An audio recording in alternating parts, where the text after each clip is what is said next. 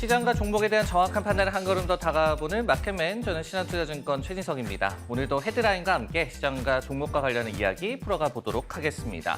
첫 번째 헤드라인부터 한번 확인해 보도록 하겠습니다. CPI가 인플레이션 소멸 기대를 저버릴까? 이런 좀 경계론에 대해서 좀 소개를 해드릴까 합니다. 연초에 증시의 분위기가 나쁘지가 않죠. 지금 나스닥도 4일 연속 상승을 하면서 특히 이제 성장주 위주의 긴축에 민감하게 반응했던 그런 업종들, 종목들 위주로 좀 상승세가 이어지고 있습니다. 근데 이제 중요한 시험대에 오르게 됐죠. 우리 시간으로 오늘 밤에 발표가 되는 12월 소비자 물가지수 상승률 CPI가 일단은 헤드라인 전망치는 6.5%로 전월 대비해서 많이 좀 둔화를 했을 것으로 예상이 되고 있습니다. 그리고 이제 에너지 가격과 신선식품 가격을 제외한 근원 CPI 같은 경우에도 전달 대비 0.3% 그리고 YOY 기준으로도 5.7% 상승하면서 인플레이션 압박이 완화됐을 것으로 기대가 되고 있는 상황입니다. 핌코에서는 이렇게 좀 분석을 하고 있어요. 12월 달에 CPI가 2월 FOMC에 결정적인 영향을 미치는 지표다라고 이 분석을 하고 있습니다. 그러면서 인플레이션과 고용 지표의 둔화가 5월 FOMC 이전에 그 연준이 금리 인상을 중단하는 것을 견인할 것이다라고 예상을 하고 있는 상황입니다. 하지만은 12월 FOMC 이후에 이 연준 위원들의 또 매파적인 발언도 많이 이어졌던 바가 있습니다. 인플레이션의 2%로의 회귀를 원하고 있다라고 얘기를 하면서 다수 위원들이 지금 기준금리가 5% 이상까지 오를 수 있을 것이다라고 얘기를 하고 있고, 그리고 우리가 뭐 점도표에서도 확인을 했듯이 올해 금리 인하는 없다라는 점 역시도 연준 위원들이 다수 좀 강조를 하고 있습니다. 이 때문에 좀 과도한 또 기대는 금물이다라는 그런 우려 섞인 목소리도 있는데요. 그렇기 때문에 오늘 밤 CPI 지표에서 실망 반응이 나올 수도 있을 것이다. 이런 또 얘기도 나오고 있습니다. 예를 들어서 모트캐피털이라는 이 기관에서는 이렇게 분석을 하고 있어요. 2번 연속으로 CPI가 예상치를 좀 하회하면서 인플레이션 완화되는 그런 희망을 갖게 만들었는데 이번 주에 예상치를 좀 상회했을 시에 그렇기 때문에 반대로 좀 시장에 재앙이 될 수 있다라고 분석을 하고 있습니다. 그리고 이제 마지막으로 스파우팅 락 자산관리라는 그런 기관에서도 근원 CPI가 4%대 초반으로 좀 시장이 기대를 또 은근히 하고 있는데 이 경우의 정도에만 시장이 랠리를 지속할 수 있을 것이다라고 또 분석을 하고 있습니다.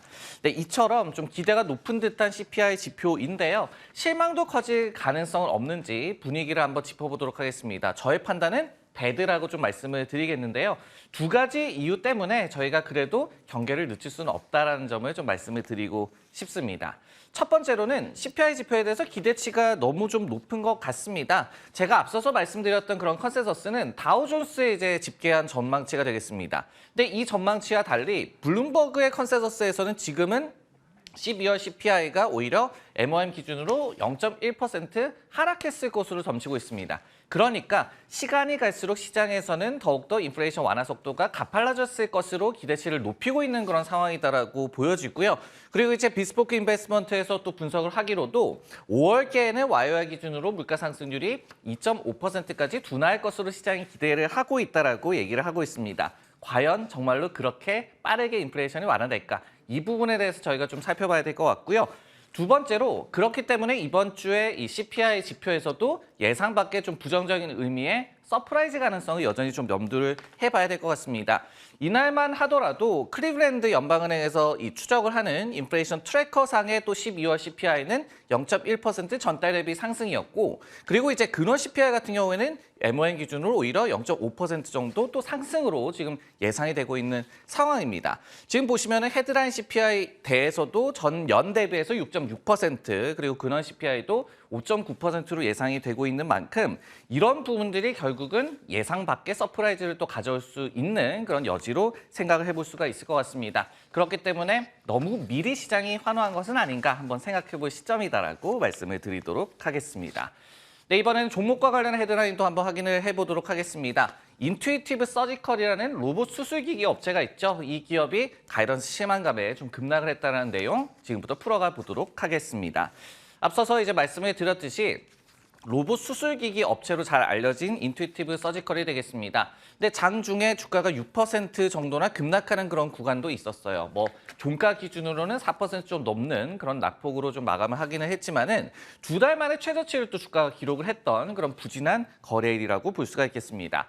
4분기 예비 실적을 공개를 했는데요. 매출이 전년 대비해서 7% 증가한 16.6억 달러를 제시를 했습니다. 그러면서 컨센서스 16.9억 달러에 좀 미달하는 모습이 나왔고요.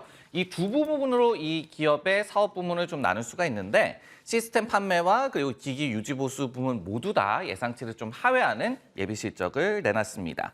그리고 이제 또 사측에서 이 로봇 수술 시스템을 다빈치라고 이렇게 부르고 있는데요. 이 수술 시스템을 이용한 수술 횟수가 또 4분기에 18% YOY 기준으로 증가했을 것으로 지금 예상을 하고 있습니다. 그런데 다빈치 판매 같은 경우에는 369대로 전년 대비해서 한 4% 정도 줄어들었을 것으로 예비 실적에서 발표를 했어요. 이런 부분들이 결국은 실망적인 또 주가 반응을 야기했다라고 볼 수가 있겠습니다.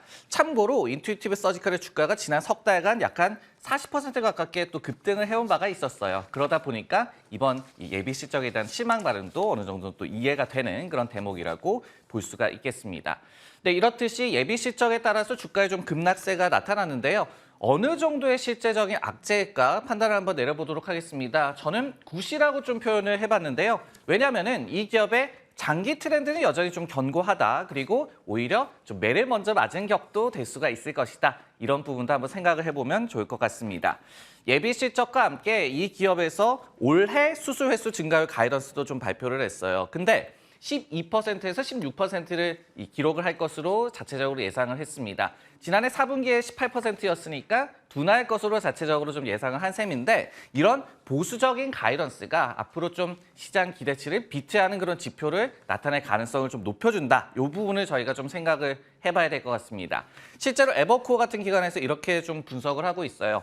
통상적으로도 이 기업이 연초에 보수적인 가이던스를 제시를 한다. 근데 최근 지표에서도 20% 가까운 수술 횟수 증가율이 좀 나왔었기 때문에 앞으로 시장은 가이던스 상향 조정에 좀 더 기대를 할 것이다라고 분석을 하고 있는 상황입니다.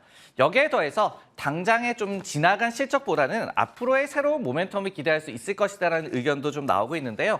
역시 에버코어의 좀 분석이 되겠습니다. 예비 실적은 당연히 시장 입장에서는 좀 불충분한 그런 지표였다라고 얘기를 하면서 올해 관건은 이 기업이 영업 레버리지를 얼마나 좀 입증할 수 있을 것이냐. 그리고 다빈치를 넘어선 새로운 수술 시스템을 좀 출시할 것으로 예상이 되고 있거든요. 이 시기가 중요할 것이다라고 얘기를 하고 있습니다.